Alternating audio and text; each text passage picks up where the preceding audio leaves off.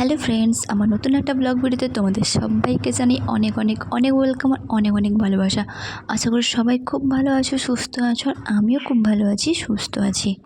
এখন বাজে বিকাল 4টা মতো। তো আজকের ভিডিওটা আমি এখান থেকেই স্টার্ট করছি। তো ভিডিওটার টাইটেল আর থাম্বনেল দেখে নিশ্চয়ই বুঝে গেছো ভিডিওটা কী নিয়ে হতে চলেছে, তাই ভিডিওটা স্কিপ না করে কন্টিনিউ দেখতে থাকো। আশা করি তোমাদের সবার খুব ভালো লাগবে। সবে মাত্র দুপুরের খাওয়া দাওয়া কমপ্লিট হলো, কারণ আমাদের বাড়িতে দুপুরের খাওয়া দাওয়াটা না 3টে সাড়ে 3টা হয়ে যায় হতে হতে, কারণ ও কাছ থেকে আসে 2:30 2:40 এরকম।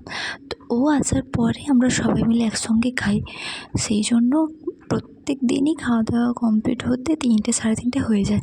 তো যাই হোক, খাওয়া দাওয়া শেষের পর থালা বাসন ধুয়ে রেখে এসেছি।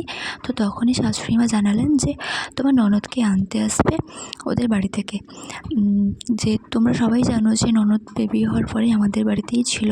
তো আজকে ও বাড়ি চলে যাবে, ওর বাড়ি থেকে আজকে আনতে আসবে।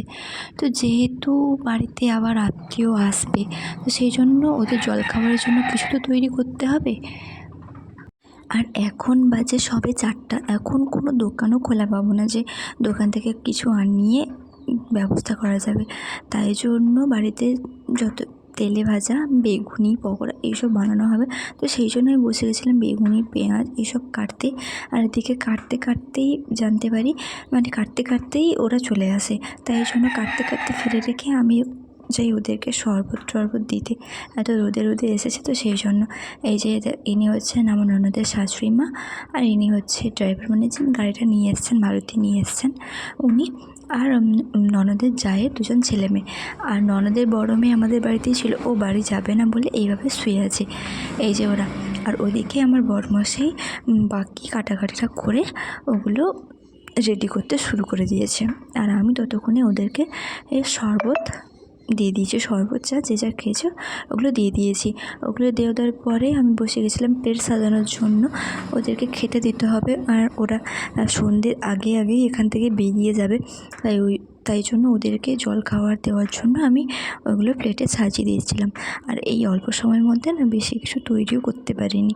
আর আর যা গরম সেটা বলে বোঝানো যাবে না। এই দুপুরবেলা রান্নাঘরে বসে রান্না করা মানে মাথা খারাপ, যেহেতু আমাদের রান্নাঘরটা টিনের, সেই জন্য আরও ভীষণ গরম, ওখানে থাকাই যাচ্ছিল না। তো যাই হোক, আমি প্লেট সাজিয়ে দিয়ে চলে গেছিলাম ওখানে জায়গা করতে। তারপরে জায়গা করে ওদেরকে খেতে দিয়ে দিয়েছি। যতক্ষণে ওরা খাওয়া দাওয়া করছিল ততক্ষণের মধ্যে ননদ আর শাশুড়িমা রেডি হয়ে নিয়েছিল। শাশুড়িমা রেডি হয়ে নিয়েছিল এই কারণেই বললাম, কারণ ননদ তো এতদিন এখানে ছিল, ও আজকে বাড়ি চলে যাবে, তাই আমার শাশুড়িমা ওর সঙ্গে যাবে ওদের বাড়িতে। থাকবেন বলছেন, কিন্তু থাকবেন না। কাল এখন মোটামুটি 5টা সাড়ে 5টা হয়ে গেছে। তো আজকে যাবেন, কাল ভোরেই চলে আসবে, কারণ ওরা কালকে কেউ বাড়িতে থাকবে না, আমি একা বাড়িতে থাকবো। তাছাড়া আমার ছোট্ট মেয়ে আছে, সেই জন্য কাল ভোরেই চলে আসবেন। আমার পুচকু ভাগ্নেটা আজকে বাড়ি চলে যাবে। আজ 20 দিন হলো আমাদের বাড়িতে ছিল, মানে হওয়ার পরেই এখানে চলে এসেছিলো। 20 দিন নয়, হওয়ার পরে যেহেতু ওর জন্ডিস ধরা পড়েছিল, তাই হসপিটালে আরও কিছুদিন মতো ছিল, 1 সপ্তাহ মতো মোট ছিল, তারপরে এখানে এসেছে। যাই হোক, 12-13 দিন এখানে থাকার পরে আজকে বাড়ি চলে যাচ্ছে। আর আজকে ছিল আমাদের বিয়ের 2য় বিবাহবার্ষিকী। এই বছর আমাদের বিবাহবার্ষিকী 2 দিন ধরে পড়েছে, মানে ইংরেজি ডেট হিসাবে একদিন আর বাংলা ডেট হিসাবে একদিন, আজকে 2বার ধরেই পড়েছে। তো কালকে ছিল বাংলা ডেট হিসাবে, তো কাল সেটা চলে গেছে, আর আজকে হচ্ছে ইংরেজি ডেট হিসাবে। তো যাই হোক, আমার তো মনে ছিল, কিন্তু আমি বড়মশাইকে আর মনে করাইনি, দেখি ওর মনে থাকে কিনা, আমাকে একবারও উইশ করে কিনা। তো যাই হোক, সবাই চলে যাওয়ার পরে আমি সমস্ত কাজ বাজ সারছিলাম, মানে সবাই খাওয়া দাওয়ার পরে ওইসব থালা বাসনগুলো ধুয়ে রেখে, বাইরে ঝাঁটিয়ে, রান্নাঘর গুছিয়ে তারপরে এসে ঘর ঝাড়তে এসেছিলাম।